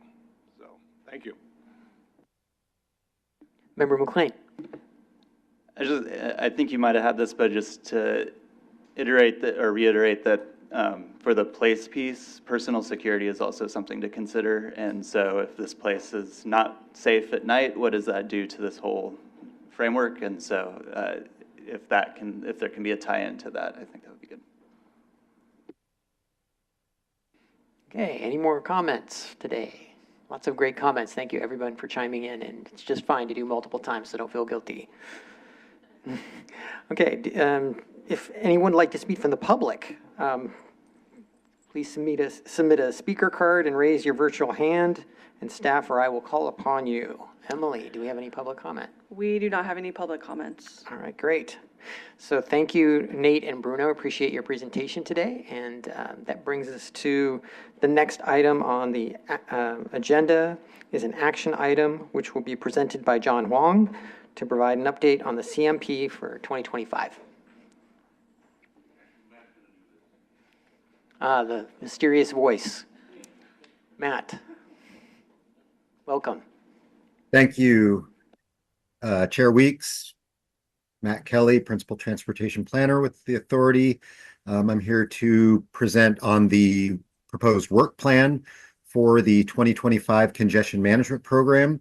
And since the question came up earlier and we've got some new members on this committee, I will give a little bit of history on the Congestion Management Program and its relationship to the Growth Management Program in Measure J. So back in 1991, Proposition 111 was passed by the state legislature that required all urbanized counties to prepare a congestion management program in order to address what was the big problem back in the early 90s, congestion. Today, it's not seen as quite the issue by the state. However, and I'll get to that in a minute. But so back in 1991, Contra Costa Measure C, which was a new sales tax measure at the time that preceded Measure J, had a growth management program as part of it. It was an earlier version of the current growth management program, but the state looked at our growth management program and basically thought that should be the template for the statewide congestion management program. So if you look at Prop 111 and the legislation at the time, it was basically drawn exactly from our measure with a few, or from our GMP with a few tweaks. So now that Contra Costa as a urbanized county required to prepare a congestion management program, we defer to the growth management program to fulfill the majority of the requirements of the congestion management program legislation. So like I mentioned earlier, we treat it mostly as kind of a technical exercise, updating the the congestion management program. There are a couple things that I'll talk about in a minute that we focus on that are unique to the CMP, but for others, we basically document what we're doing as part of the growth management program to fulfill the requirements of the CMP. And I'm really sorry for all these acronyms that are way too similar, CMP, CTP, and GMP, but we'll get through this. Really what I'm here to talk about today is the work plan for updating the CMP. And so let me get my notes here. So this will be our 17th update of the congestion management program for Contra Costa County. We have 5 required components as part of the CMP. The first is to establish level of service standards and monitor a countywide roadway network that includes all state highways and principal arterials. So back in 1991, we established a CMP network that was a subset of our routes of regional significance that are found in our action plans. We then go and monitor that system for its level of service. Another, artifact from the 90s, level of service. So that is still required, even though the state is now requiring us to live in a VMT world. They haven't changed their the legislation, the CMP legislation, away from level of service. So as part of the CMP, we have to monitor this countywide network, which includes, like I said, all the state highways and a network of principal arterials that were identified back in 1991 by basically this group here in this room. You may note that there are no arterials in the southwest portion of the county. That was by choice. We do monitor the freeways in the southwest part of the county, but not any arterials. So, and really the arterial monitoring that we do is at intersections. So there's 65 intersections around the county that we monitor for vehicle level of service. However, we also collect pedestrian and bicycle counts at each of those locations to kind of bolster what we're actually getting from this exercise. I mean, the level of service is still useful to a lot of people, to planners, to city engineers, traffic engineers. So we make all this data available, the synchro sheets, account sheets, and all that. So we hopefully can get some use out of it, but this is a requirement that is kind of an artifact from a performance measure that is no longer required under CEQA. So the second required component is to establish performance measures to evaluate the current and future multimodal performance of the system. So we do that through our action plans for routes of regional significance that are updated by each of the RTPCs and feed into the countywide transportation plan. That's where we are looking, through a multimodal lens. We have our performance measures known as RTOs, regional transportation objectives, that include, things related to transit ridership, to bike and pedestrian facilities, and kind of level of service for other modes other than vehicles, but also now in the new action plans focusing on safety, equity, and the environment. So that's one place where we defer directly to the growth management program and the action plans. We are required to update a capital improvement program, a 7-year capital improvement program that identifies projects that seek to maintain or improve the performance of the multimodal system. So we do that with your help. Over the years, all of our project sponsors have been entering their projects into our CTPL, our Comprehensive Transportation Project List, basically a database of all projects that have ever been on anyone's radar. The rules for having a project in that database are that they have a sponsor, a description, and a cost estimate.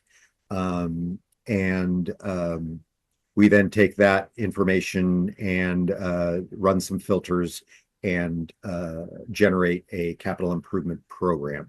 And we do recommend that any project that is seeking local, state, regional, or federal funding be in the CIP. There are some funding applications that ask whether or not your project is in the CMP CIP.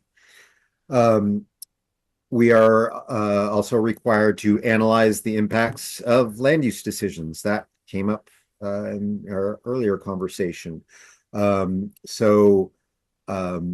Really a way to impact, analyze the impacts of those land use decisions that are made locally on the regional transportation system outside of, if I'll just use Walnut Creek since that's where you all are right now. If Walnut Creek makes a land use decision, how does that not only impact, Concord and Pleasant Hill, but also potentially places like Orinda and Lafayette down, in a separate RTPC. So that is spelled out in the growth management program, how that analysis is done. And it's the growth management program makes sure it's done in a consistent manner around the county. And that is the focus of the GMP, is to make sure we do have a consistent way of doing this around the county. So we are, kind of accurately daylighting those impacts. And then there is a way, mechanism for all those, downstream neighbors to be able to comment through the action plan, environmental document circulation procedures, which all RTPCs are required to be circulating the environmental documents to neighboring jurisdictions and RTPCs for comment. The final requirement is a travel demand management element that promotes alternatives to the single occupant vehicle. We have a TSM ordinance, Transportation System Management Ordinance, that is required under GMP. TSM was kind of the colloquial, what is now considered TDM was called TSM at the time in the 90s. So we call it TSM, but it's TDM. So we have that ordinance required for all jurisdictions under the growth management program. So another place where we just defer to our activities under the growth management program. So there's a couple other things we are required to do as part of the CMP. One is demonstrate consistency with the adopted RTP, which is Plan Bay Area 2050. We already did that in the 2023 CMP, so we don't have to, basically we just carry on there. There's no new RTP to be consistent with. So we really are going to focus on monitoring the CMP system, doing that level of service analysis at those 65 intersections and the freeways. We plan on, the proposal is to retain a consultant to do the monitoring under our existing CCTA on-call planning bench, as well as having you all update your projects in the CIP. And then the final requirement is to demonstrate consistency of our travel demand forecasting model with the regional travel demand model, which is MTC's Travel Model 1, which they used in Plan Bay Area 2050. For those of you who've been around for a few years, you may know that we had been having trouble staying consistent with MTC's model because we have been using a four-step trip-based model, the countywide model, and MTC had moved away from that type of modeling into the activity-based modeling world. So it became very difficult to be consistent with all the assumptions in the RTP, because our model just couldn't model those things like congestion pricing and things like that that are assumed in the RTP. So that being said, we are just wrapping up our new model development, where we built a new model on top of the MTC's model and customized it to Contra Costa County and Alameda County. We partnered with ACTC to do that, and we're now calling it the bi-county model, or the ALEC model.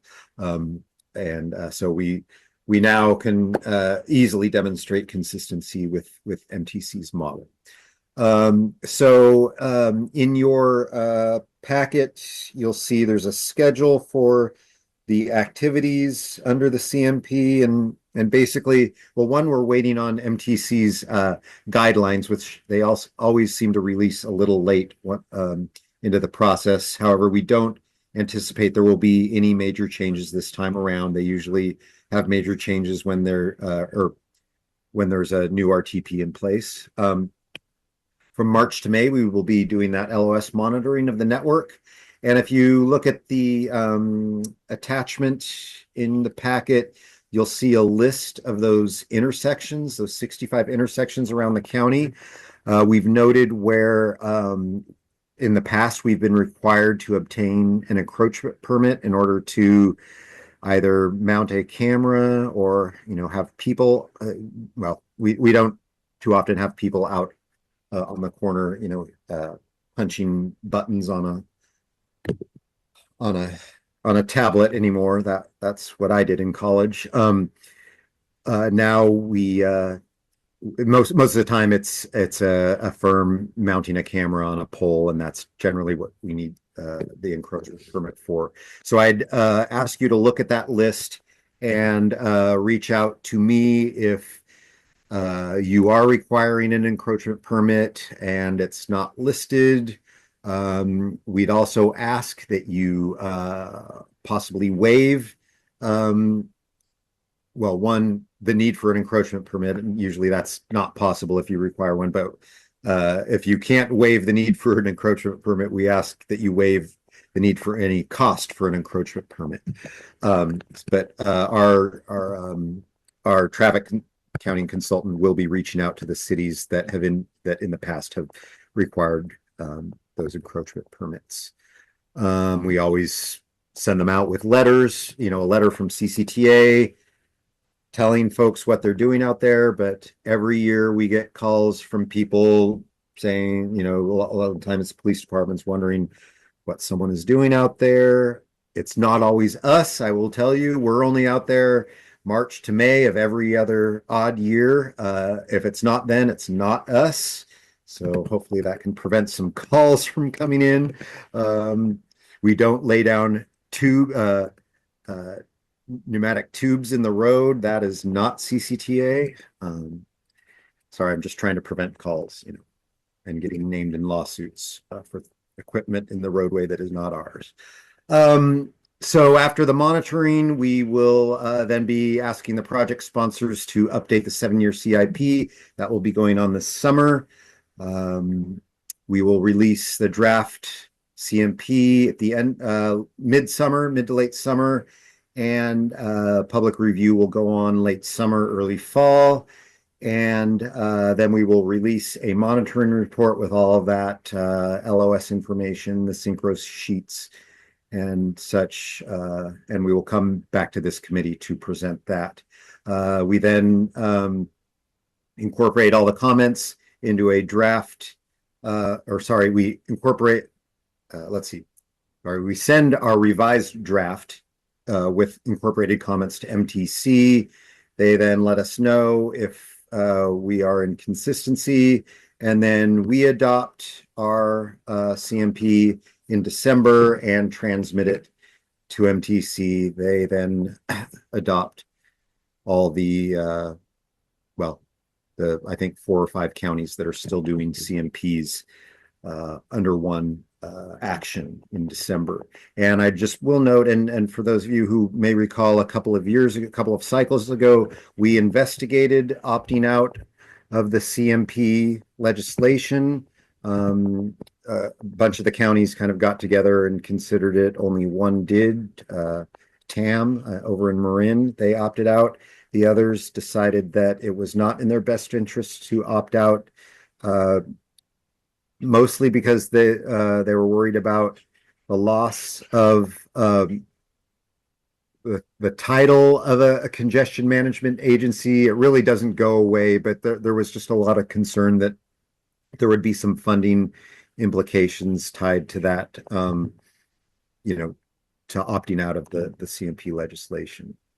So we're not revisiting that yet. Our board hasn't expressed an interest in that, but we will bring it up again and see if they are interested. So that is really, I got into a lot more than the work plan, but that is kind of a primer on the CMP and our work plan for the update in 2025, and I can take any questions you may have. Thank you, Matt. Are there any questions at this time from the committee? Member Smith. Hi, Matt. Sorry I don't get to see you in person. I think it's actually been since before COVID, now that I think about it. But I have a simple question that I suspect will be a simple answer if no, and that is, does any of this take into account TSP in terms of, calculating the LOS for a specific intersection? So I believe ESP is included in the signal timing files that we get from the city. So part of that is we reach out to the owners of the signals to see if they've changed their timing, and it's a electronic file that we receive. So I'm assuming if there is TSP, it is part of that timing file. I can check with our consultants just to verify. Is there any, I don't know, credit given, if you will, where TSP's been implemented such that, the buses are going through, I don't know, say at a higher LOS? I'm not really using the terminology 100% correctly, but, if the buses are getting better service than the cars because of that? I would have to say no. Level of service, vehicle level of service is purely based on how long, Joe driver is sitting at a signal. Like how many seconds is he or she having to wait? Okay, thanks. Any further questions from the committee at this time? Emily, do we have any written or remote public? Oh, wait, we have one. I missed one. Oh, yes, McLean, sorry.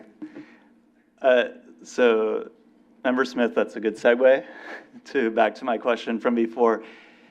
And I guess, Matt, this is just a broader question. Do you see challenges with us meeting our CMP reporting requirements and everything if we go towards a movement in place framework where we're prioritizing, say, safety over peak hour vehicle throughput? And so I think it's broader than just the work plan here, but just curious what your thoughts are on that. Yeah, that's a great question, Member McLean. So, if we are changing the way we treat other modes, especially at some of these intersections in the different movement in place categories, I could see it costing seconds to the driver and affecting LOS. That may be because there are potential ramifications of, if certain intersections drop below a certain LOS, there are potential ramifications there. We've never had a problem with that in the past, but if we can kind of foresee something like that, we may wish to consider, revisiting our LOS standards, or, go, fully opting out of the CMP if we feel like that's in our best interests in order to implement the movement in place framework. That's something the board would have to consider.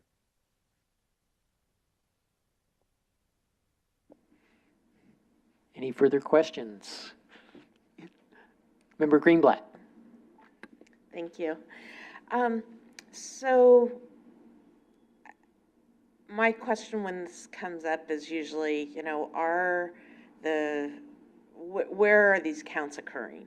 And in looking at the intersection lists, I'm not seeing anything, and I know that the network was previously defined, but I'm not seeing anything at the on and off ramps for 580, whereas there's other freeways that on and off ramps that are included.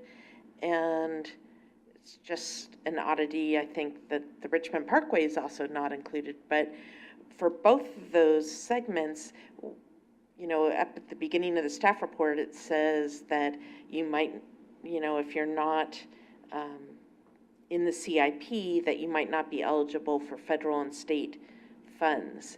And I want to kind of catch that, or flag that, like if that's going to be an issue with 580 and Richmond Parkway, I want to figure out if there's something we should be doing now.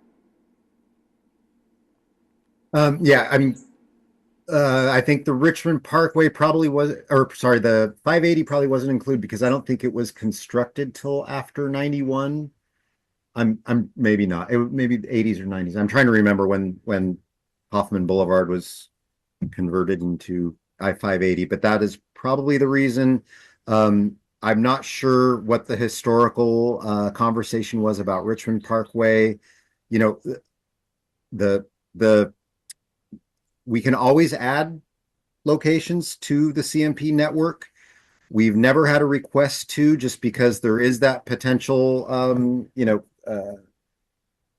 potential deficiency plans that we have to prepare in case these locations fall below their level of service threshold. So it was, yeah, we haven't, Southwest has inquired why, over the years, why they don't have intersections once they realize there are some kind of not necessarily positive strings attached to it. They usually are fine not being part of that network. But it is something we can revisit. In terms of a connection between the CIP and those locations, you can still have a project in the CIP if you don't have a intersection on the CMP network. The CIP does not have a direct tie to the CMP network.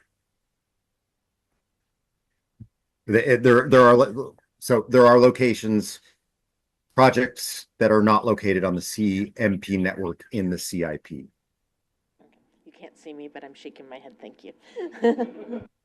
You're really small. This is an action item, and we have some members that are stepping out, so let's wrap up our comments soon. Is there any other comments at this time on this presentation that we can take? Okay, it looks like everybody's good for now. Thank you very much, Matt. Appreciate you stepping in here. I think John was going to present before, but he's now stepped out, so thank you. And look forward to your presentations later on as you move further along. Do we have any written or other public comment, Emily, at this time? We do not have any public comments. Great. All right, so at this time, we have to decide if we have a motion to, I think they've asked to have an approval of this item. So moved. Okay, that's Member Smith. And do we have a second? Second. Member Fahey, thank you. Emily, please conduct a roll call vote. Member Boardman? Yes. Member Chen? Yes. Member Diaz? Yes. Member Fahey? Yes. Member Gaulier? Yes. Member Greenblatt? Yes. Member Levine? Yes. Member Lebeo? Yes. Member McLean? Yes. Member Panganiban? Yes. Thank you. Member Smith? Yes. Member Stamps? Yes. Member Wertz? Yes. Vice Chair Pillay? Yes. Chair Weeks? Yes. The motion passes unanimously with the members present. Okay, thank you, Emily. So that brings us to the end of the agenda. If there's any other business, this is the time to bring it up. Does anybody have anything they'd like to say to the group at this time? I have Member Greenblatt. a Okay. quick thing. I just wanted to point out that I haven't been here for a while, but since the last time I was here, WICTAC changed its name to WICTAC. But now we're a commission, and so, happy holidays. You guys got a little swag present from us. Okay, thank you. That'll come in handy over the holidays. Okay, that brings us to item 6, adjournment. Thank you, everyone. Meeting is adjourned. Yeah, great to meet you. Huh? Pillay. Okay, I'm trying to, it takes me like 10 times reading it, and then it's in here. Oh, no, it happens. My first name, it's only 4 letters, but people pronounce it